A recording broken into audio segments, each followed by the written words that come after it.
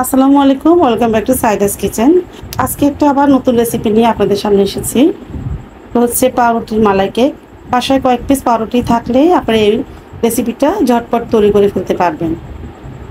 আজকে আমি কিভাবে রেসিপিটা তৈরি করেছি আপনাদের সাথে সেটা শেয়ার করব।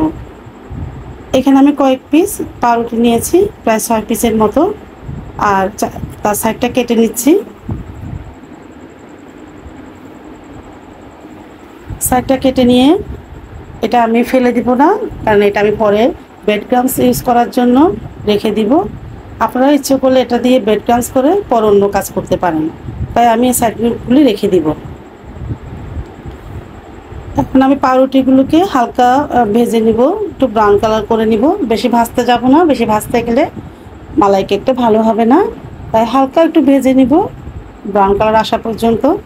একটু চেপে চেপে ভাজতে হবে যাতে ভালোভাবে মানে একটু ভাজা হয়, তাতে মালাইটা খেতে অনেক ভালো লাগে।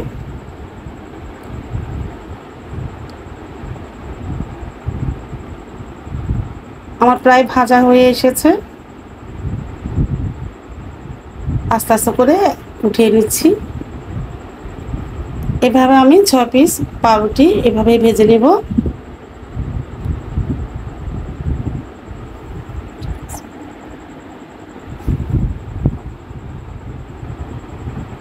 এখন আমি একটু উঠানোর পরে একটু ক্যারামেল করব।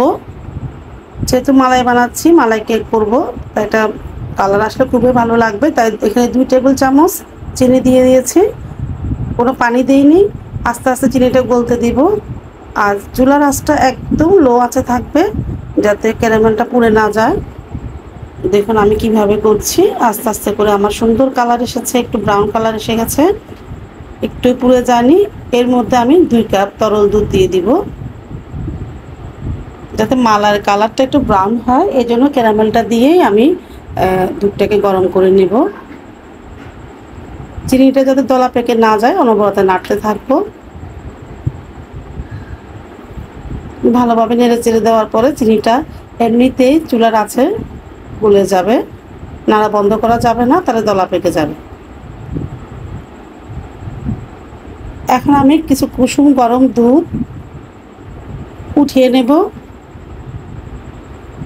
একটু কর্নফ্লাওয়ার দিব এখানে যাতে দুধটা গ্রেভি হয়, তাই অল্প পরিমাণ একটু গরম দুধ, কুসুম গরম দুধ উঠিয়ে নিচ্ছি। এখানে 1 টেবিল চামচ কর্নফ্লাওয়ার দিয়ে দিচ্ছি।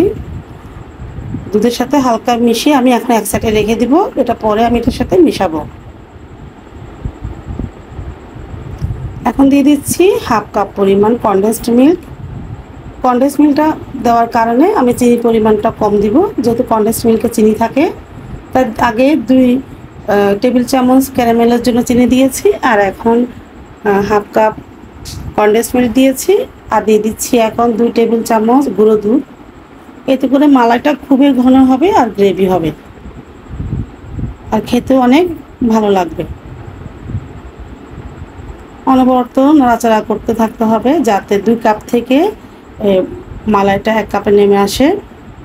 এখন দিয়ে দিচ্ছি সে কর্নফ্লাওয়ার। কর্নফ্লাওয়ার দেওয়ার সাথে সাথে নাড়তে হবে যাতে দলা পেকে না যায়। কর্নফ্লাওয়ার দেওয়ার পরে এখন আস্তে আস্তে দুধটা আরও ঘন হয়ে আসবে।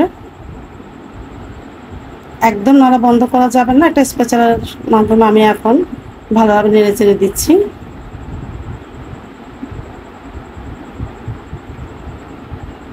এখন আমি 2 টেবিল চামচ চিনি দিয়ে দিচ্ছি, যেহেতু আমি আগে কনডেন্সড মিল্ক দিয়েছি আর 2 টেবিল চামচ ক্যারামেলের জন্য চিনি দিয়েছি, তাই এখন আরও 2 টেবিল চামচ চিনি দিচ্ছি।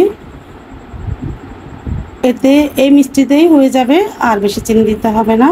এখন আমি ভালোভাবে নেড়ে চেড়ে দিচ্ছি।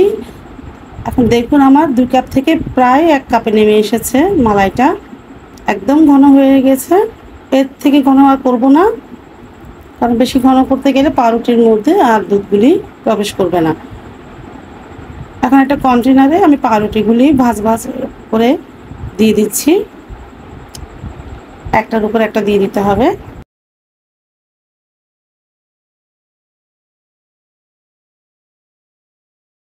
আর ওই থেকে মালাই করে রেখেছি, মালাইটা করে এটা গরম গরম দিয়ে দিব, ঠান্ডা করা যাবে না।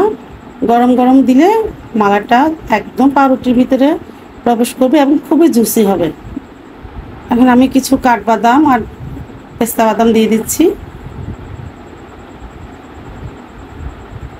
এটা দিলে খেতে অনেক ভালো লাগে, বাসা করে দেখবেন আর সবাই মিলে একসাথে খাবেন। এখন আমি এটাকে 3 ঘন্টার জন্য ফ্রিজে রেখে দেব। 3 ঘন্টা পর আমি আবার ফিরে আসব। আর যারা এখন আমার ফেসবুক পেজটা ফলো করেননি তারা ফলো করে দিবেন নতুনরা, আর লাইক কমেন্ট শেয়ার করবেন, বোনটার পাশে থাকবেন। আর যারা ইউটিউব চ্যানেল দেখেন তারা সাবস্ক্রাইব করবেন এবং লাইক কমেন্ট শেয়ার করবেন। এখন আমি একটা আপনাদেরকে উঠিয়ে দেখাচ্ছি।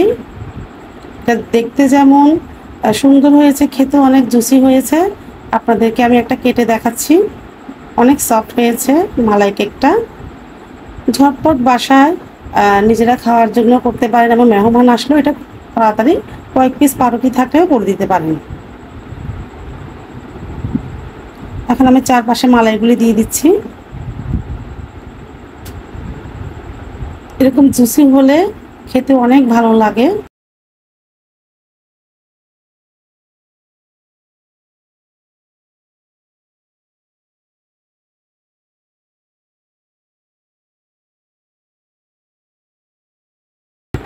এখন আমি একটু কেটে দেখাচ্ছি এটা কেমন হয়েছে। খুব সফট হয়েছে এবং মালাইগুলি এই 3 ঘন্টার মধ্যে ভিতরে জিনিস প্রবেশ করেছে আর খুবই জুসি হয়েছে। আজকে এই পর্যন্তই। আল্লাহ হাফেজ।